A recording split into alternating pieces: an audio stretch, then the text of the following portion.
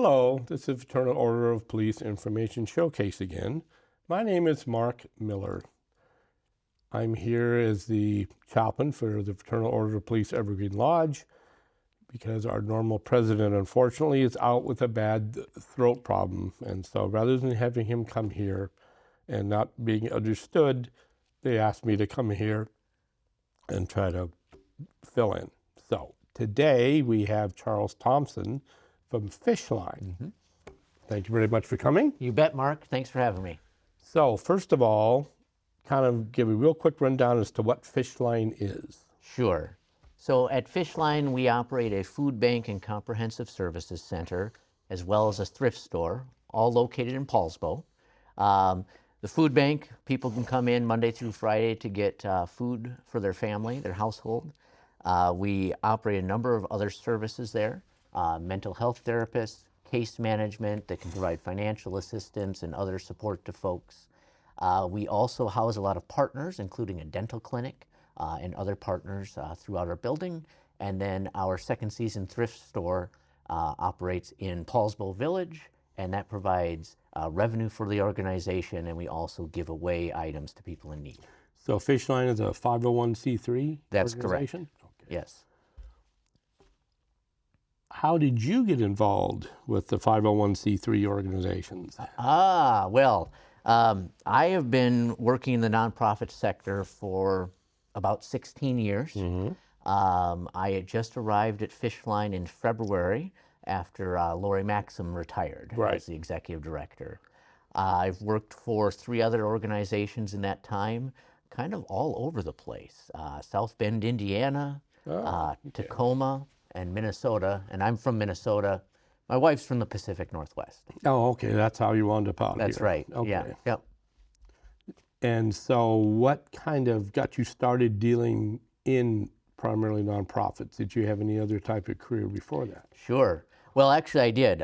My degrees are actually in theater. So that's where I got started, years ago.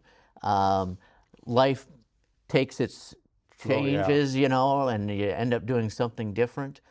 So the way I got involved in the nonprofit sector, working with food and thrift stores and such, was back when my wife, we were newlyweds. She got accepted to the University of Notre Dame to go to grad school. So we moved out to South Bend, and that's where I first started working in nonprofits. So what did she get her graduate work in? Master of Sacred Music. Oh. So, and she's in the midst of her own little career transition, so she'll be doing something different when they move out here. My family's still back in Minnesota. Oh, but you're going to bring them out here. We're going to bring them out here. Not quite as much snow out here. That's correct. You can choose to go to snow here. Yes, you can choose to go to normally, though. We've been getting a little bit. There's been a few years out here that we've had a real pain in the posterior. Yeah. It doesn't snow for one reason, because we're not used to it. Yeah. No, I spent some time when I was in the military in North Dakota, so. Oh, sure. So you know. Yeah, exactly. Yeah. So whenever I talked to somebody from Minnesota, I said, yeah, Fargo and that's right. Movie and the cold temperatures that go with it. So yeah, for sure. So what kind of motivated you to get into the whole nonprofit? I know you say your background's in theater, but then there must have been a little bit of a, epiphany or something? Well, what really drives me is my own life story. I happen to be the oldest of 7. My parents have been married for just over 50 years now. And I can remember in the early days, they would, for instance, they were on, it was called food stamps then. Oh, yeah. SNAP. Yeah. And, one of the images etched in my memory is going with my mom to apply for the food stamps. Right. And back then it was the paper, it was like money, exactly. Yeah. And they would actually leave the community they lived in to go shopping because they didn't want people to know. Yeah. And that's always stuck with me, is that feeling of, that pride, not wanting to know that you needed help. And we would get help. We would get gifts around Christmas time. We would get boots, free boots and stuff and everything. And that's always stuck with me. And to this day, one of the things that I really want folks to know is we're here to help. And sometimes it can be hard to ask for help. But it's really important that people understand that's what we exist to do, is to provide help for folks. And that's one reason why Fraternal Order of Police wanted to have you here, was because people, they forget to realize there's a lot of organizations besides law enforcement That's right. that are really out there to try to help people rather than to judge people, all the time. Sometimes it's just a matter of trying to reach out a hand to help somebody up. Yep, that's exactly right. And that's what Fishline is here to do for the community. So let's go a little bit more in detail into Fishline. On a given week, what would you kind of wind up doing? What type of services? Sure. So, like I mentioned, first I'll start with our food bank. Yeah. It is open Monday through Friday, 5 hours a day. Depending on the day, it has slightly different hours so that we can accommodate folks. We've been averaging about 80 households a day coming through our food bank. That is up from about 60 a year ago. Do you think COVID had something to do with it? I think COVID had something to do with it. I think what we're seeing now is the economy, high food costs, high cost of living in general, and we can get into that more, but so we're seeing more of a need. People who hadn't needed our services before with food are coming. So outside of food, I mentioned we do like financial assistance. So we'll help folks with their rent, utility bills, other household costs, so that they can stay housed primarily. That's really the thrust of it. We have bus tokens for people who use the bus. We have gas vouchers for people who need gas vouchers. Now with the food bank, we pretty much, if you come to us, we're gonna help you with food. Something, Yeah. For the most part, most of our other services are going to be in the North Kitsap School District. Oh, okay. That's mainly the service area that we're serving. In addition to financial assistance, we also have mental health therapists. This is one of our newer programs.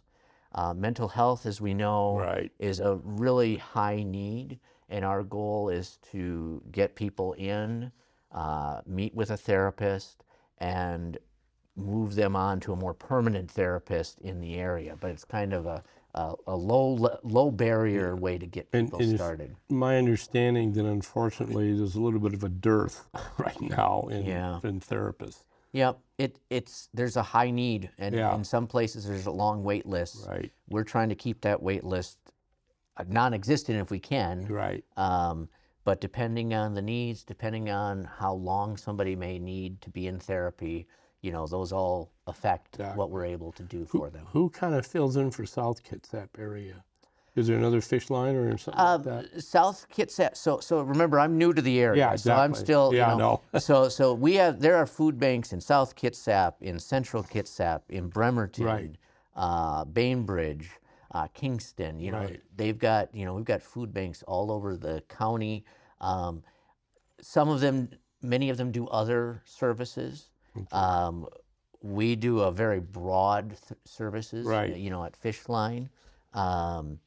And we house we have a DSHS representative at Fishline once a week. They're doing SNAP intake to qualify people for food stamps. The American Legion is there once a week to help out with veterans services. We have other community partners that come in. We have a dental clinic that's available for folks. We have in addition to our thrift store, we actually have a closed closet, which is giving away clothing to folks on site at our main location in Paulsbo. We have a shower program. So twice a week, we're open to give people showers. We have kind of a mobile shower unit, especially the unhoused, those that find themselves homeless. That's a great way for us to reach out and provide them with that really life-changing shower, So somebody just walks in your front door. Yep. Okay. And says, help. Right. Yeah. It just walked in and says, help. Sure. What kind of is the first step? Sure. So we're going to have you register. So we register you as a client, And depending on if you're there for only food, we might ask you just to self-declare a few things, you know, how many Right. people in your household, et cetera, et cetera. We have a few basic questions. We'll give you a card, and then there are no appointments needed for our food bank. Okay. So you go down there when we're open, and depending on your household size, we'll basically tell you this is how much you can shop Yeah. for. And you make your way around our market, our healthy foods market. You will find a combination of fresh produce. You will find canned goods. You will find sometimes ready meal packets of things. You will find we also do grocery rescue. So several grocery stores in the area. Give you the overage. They give us, yep. So not only the fresh produce, but sometimes deli items. Yeah. Meat. You can always find animal and plant protein in the market. You can find some non-food items, so we'll have diapers, we'll have some hygiene products, we'll have a lot of bread. Bread is something that we get a lot of, and that's something that people can find. One of our goals is to really expand on some staple items so people can cook from scratch. Yeah. It's really important. Not only it's healthier Right. if you cook from scratch, but it's actually more affordable, you know, for the most part if you cook from scratch. And we want to provide people sugar, eggs, butter, flour, oil, those types of things. So somebody who is strictly transient, like you said, he sure. doesn't have a place to stay, Yep. comes up to Fishline and says, hey, you know, I'm passing through the area. What could you provide them? Right. Great question. So we're going to have different types of food items that are like pop tops, you know, things that are more easily accessible, things that won't require cooking necessarily. So we do have a whole nother kind of packet of food that we can provide for those that are transient. Would you attempt to also help them with any of the medical things and stuff like that, even though they were trying to just passing through? So the other things, we will try to help them in any way we can. Okay. So we can have them meet with their case managers. We can refer to other services, maybe if we don't have them, other services in the community. Again, I mentioned showers. That's something we provide a couple of days a week. We will be able to get them a fresh change of clothes if that's something that would be helpful to them. So we do what we can, and it kind of depends. You know, there's those that are transient that are passing through, and there are those that are homeless in our community, and they're there. So it'll kind of depend on the situation in that regard. Yeah. So what are some of the challenges now that you're having to face, you know, pre-COVID, post-COVID, all that good stuff? Sure. So we went back in February, actually just before I arrived. We went back to our in-person, no appointment needed model for our market, which is probably the most common service that people reach out to us for. Prior to that, you had to have an appointment, and there was a lot of the curbside type stuff and so on. So now that we're back open and no appointments, I mentioned, you know, we're seeing very high numbers, much higher than we had seen even during the pandemic. So, you know, just making sure we can keep our shelves full of a variety of food. Now, if just Joe Blow's driving down the street and he has all this extra stuff he doesn't want to. Could he literally just come into Fishline and say, hey, take a look at it. Can you guys use any of this stuff? Sure. We take food donations all the time. We take gently used clothing donations all the time. Pretty much, you know, anytime, you know, that we're open, usually, you know, between about 10 and 4 is a sweet spot for people to come in and make those donations, either at Fishline, at our main building in Paulsbo, or at our thrift store, Second Seasons. We'll take the clothing donations and such. So Second Seasons is actually part of Fishline. It is. Okay, because that's one of the questions somebody was asking was, how do Fishline and Second Season work together? Well, you're actually, Second Season is actually the clothes store affiliated with Fishline that Fishline basically runs. That's correct. So Second season is located in Paulsbo Village, so it's in a retail center. We're open Monday through Saturday, 10 to 5. Okay. It's open to the public. Anyone can shop there. You're going to find clothing. You're going to find housewares, dishes.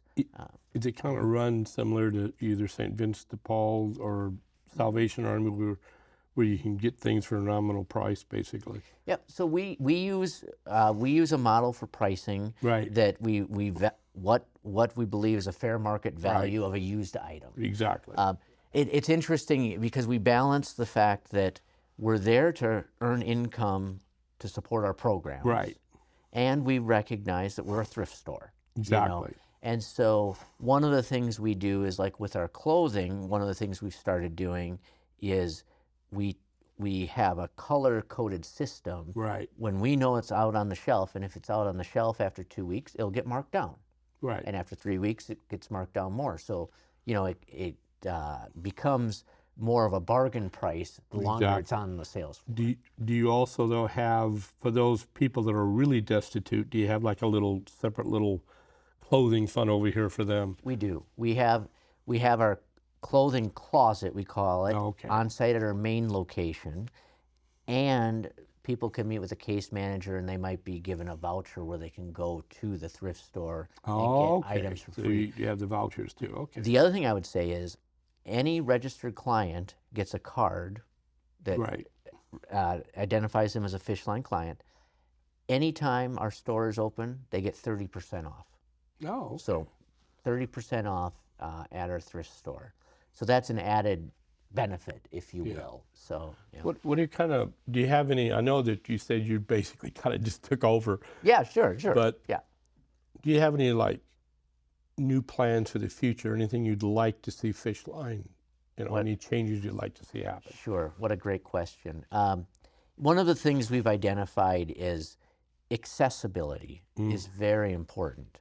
Now, and I'll focus on our food market for a second. We are open 25 hours a week.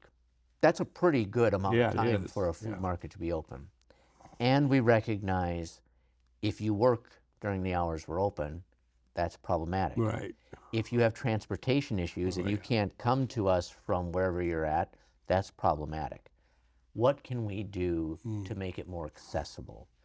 So could we do, say, a mobile food pantry? Yeah. Where we have a truck stocked with food that goes to a community. Specific location. A specific location. That's something that we're intrigued about and we would like to look into. Maybe we have a case manager go with them so they can do case management on site. Now, instead of people having to come to us, we're going to them. And that would help, at least, my basic opinion, that would help with some of the homeless encampments that keep popping up, is that you go there, like you said, with the case manager, and maybe you can help people get out of that situation because they don't realize the services that might be available. That's right. A big part of it is, you're absolutely right, is making sure people know what's available to them. Because if you don't know, you can't ask for it. Exactly. So, but accessibility is very important.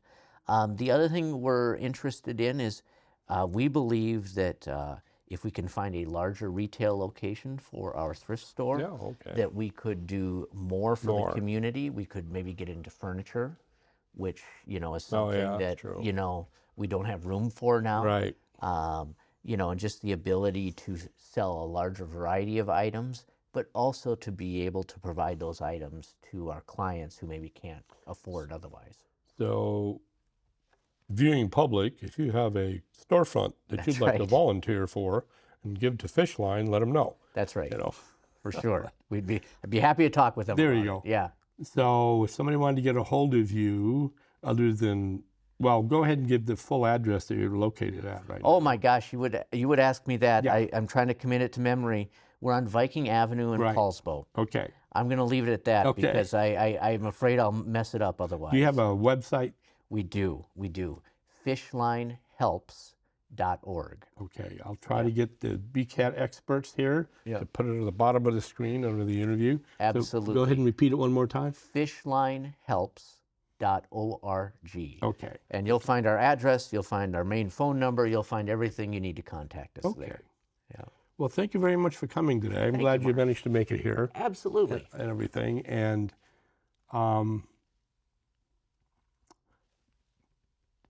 like I said, in law enforcement, sometimes, unfortunately, the first person that somebody who's having difficulty runs into is some guy with a badge, and a uniform on, and they don't look at him as somebody who's there to help them. Yeah. So what we try to stress is that, yes, law enforcement officers, that's why we have interviews like this. Sure.